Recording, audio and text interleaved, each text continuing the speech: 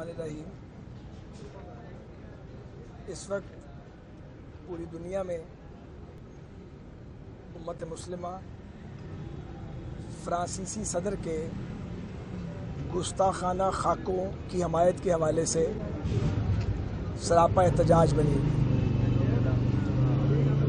और तुर्की ने और तुर्क हुकूमत ने ख़ास तौर पे इस ज़मन में लीड ली है और उम्मत मुस्लिमा के जज्बात की सही तौर पे तर्जमानी की है।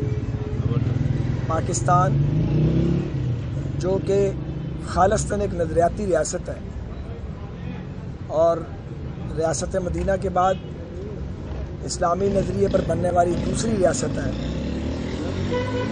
ये पाकिस्तान की हुकूमत की ज़िम्मेदारी है कि वो इस ज़मन में न सिर्फ पाकिस्तानियों के बल्कि आलम इस्लाम के जज्बात की तर्जमानी करें। हम ये समझते हैं कि वज़ीर आज़म साहब को इस्लामी ममालिक के सरबराहान से ख़ुद रब्ता करना चाहिए, दफ्तर ख़ारजा को नहायत फ़ाल किरदार अदा करना चाहिए और कोशिश करनी चाहिए कि बरादर इस्लामी ममालिक के साथ मिलकर इस हसास तरीन मामले पर OIC का सरबराही इजलास बुलाया जाए और पाकिस्तान को इसकी मेज़बानी भी OIC को ऑफ़र करनी चाहिए। ये एक मामूल बन गया है कि आलमी अमन को तहबाला करने के लिए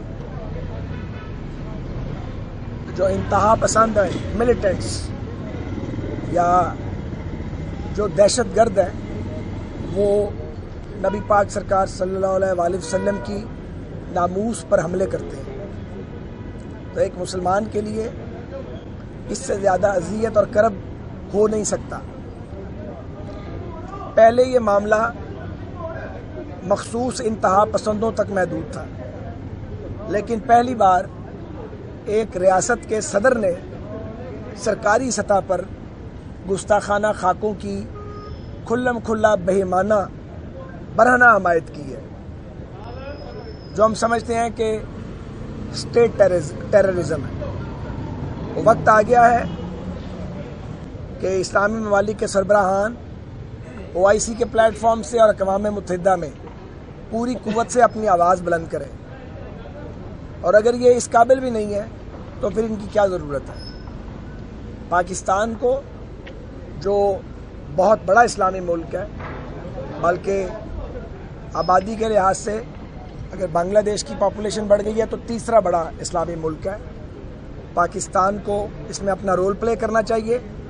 और मुझे यकीन है कि बहुत सारे इस्लामी ममालिक के सरबराहान इस ज़मन में वज़ीर आज़म पाकिस्तान के हमनवा बन सकते हैं। इसमें आगे बढ़ना चाहिए और अपने इख्तलाफात को बालाए ताक रख कर अंदरून मुल्क भी और बैरून मुल्क भी इस्लामी बरादरी को इकट्ठे होना चाहिए।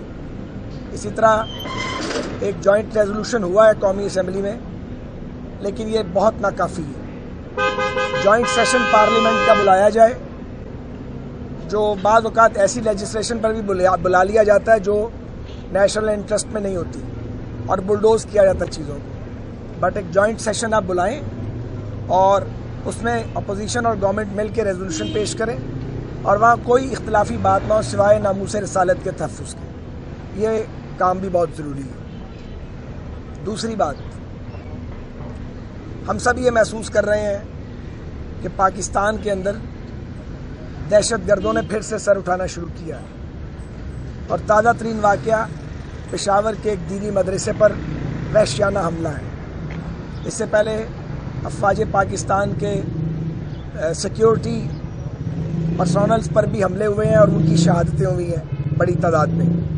ये लम्हा फ़िक्रिया है और ज़रूरत इस बात की है कि रियासत के तमाम अदारे और तमाम मुतल्लका एजेंसीज़ और top of it government of Pakistan इसको दोबारा फोकस में लाए ताकि दहशत गर्दों का सर कुचला जा सके। और ये दोनों इश्यूज़ ऐसे हैं जिन पर कौम के अंदर कोई इख्तलाफ नहीं है, कंसेंसस है। वो नबी पाक नबी अकरम सल्लल्लाहु अलैहि वसल्लम की नामूस का मामला हो یا وہ پاکستان میں دہشت گردی کا مقابلہ کرنے کی بات ہو، جس پہ پاکستانی قوم ایک ہے۔